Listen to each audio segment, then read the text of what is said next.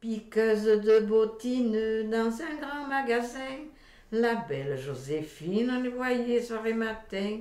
Elle était gentillette, elle aimait la vertu, mais la pauvre Miette était horriblement bossue. Et lorsqu'on l'envoyait, on lui chantait Fifino, a cocarin dernier l'esquino, pecaire, l'icaliniaire, les djibouji, nemboleji. Ça, c'est mon grand-père qui me le chantait. Marcel, Serre, épouse Clarisse. Et au numéro 34, je suis née en 34. Et c'était une naissance, j'imagine, hors hôpital, quoi. Ah oui, oui, trois, nous sommes nés là. Il y avait beaucoup de décès avant. Ils ne connaissaient pas les maladies ni rien. Avant, on ne savait pas de quoi ils mouraient. Ils mouraient de la vésicule, on disait les morts de la pierre. Ah, moi, j'ai vu la restriction pendant la guerre. Hein. Les tickets de rationnement. Et on avait des tickets pour les chaussures. Hein. Et on avait des chaussures en bois. Et les chaussures de la semaine en bois uni. Et les chaussures du dimanche, semelle flex, ça s'appelait. C'était comme ça, là. Mon père était maçon et mon grand-père était carrier. Oui, voilà, ouais. Maman, elle est restée à la maison parce qu'après, avec 6 enfants, elle avait de quoi s'occuper. Hein. J'étais toujours avec mes grands-parents. Parce que la maison où on était quand même 6 enfants. Et il n'y avait pas 6 chambres.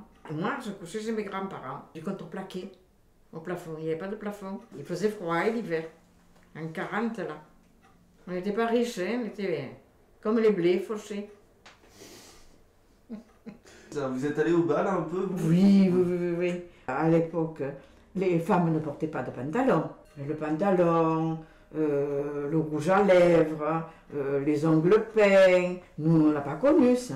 Ben, c'était les parents qui nous habillaient, hein. On n'avait pas trop à choisir. Hein.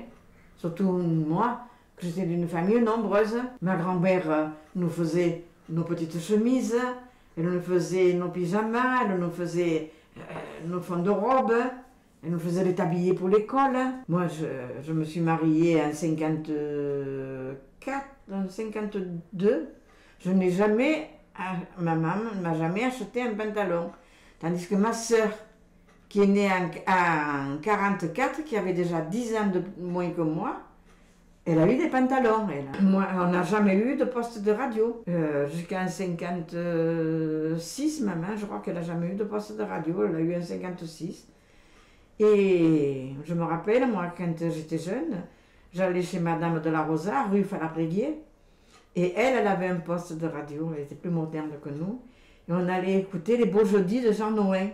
C'est là qu'elle m'a appris à tricoter. Et je suis allée au centre d'apprentissage féminin, rue Aristide Briand à Arles. Alors il y avait la dactylographie à l'époque, et la couture homme, couture femme. Moi, j'avais pris couture femme. J'avais pris à coudre pendant 3 ans. Il y avait le bus. Le matin, on prenait le bus. Donc, on mangeait à la cantine. Et le soir, on rentrait avec le bus. Non, il n'y avait pas de ceinture de sécurité. Vous étiez nombreux dans le bus? Oui, et puis on faisait un peu les foufous. Hein. On flirtait aussi. Hein. Et le jour où qu'on avait l'école, si on n'avait pas de bus, on faisait Arles-Fontvieille à pied. Ou alors, on le faisait souvent en vélo. Moi, j'ai commencé sur le vélo de mon père. Le vélo de ma mère, et puis du vélo on ne me l'a jamais acheté, mais il y avait la fête du Parti communiste qui faisait à Fontvieille. Ils avaient fait loter un vélo, on avait gagné le vélo bleu, avec les barres là. Port Saint-Louis-du-Rhône, tout ça, Saint-Gilles, tout ça, c'était communiste. Hein. Salins de Giraud, oui, c'était beaucoup ouvrier. Je passais le CAP, après je me suis mariée. On s'est mariés, tout ça. On est allé habiter dans le Var. Il était paysan, alors il labourait les champs avec le cheval et la charrue. Mais au bout d'1 an et demi, je suis partie. J'ai pris ma petite, les voisins en bas étaient très gentils. Ils m'ont menée au train, et au Lioul Arles, et mes parents m'attendaient, et voilà. Et j'allais travailler, je faisais le linge pour les gens, je faisais des ménages, et on allait laver au lavoir.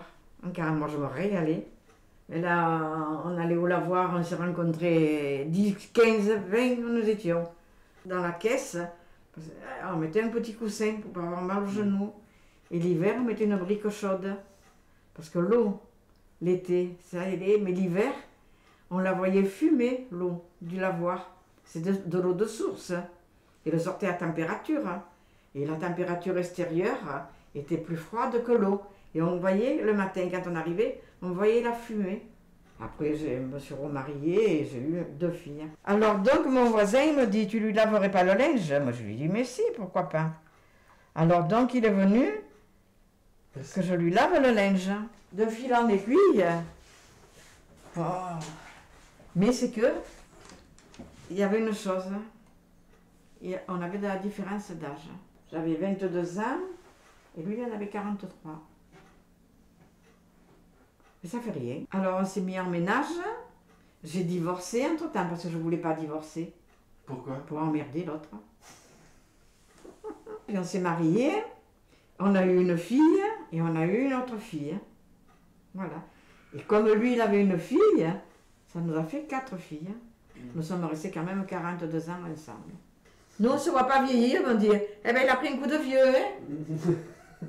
C'est pas vrai? C'est vrai.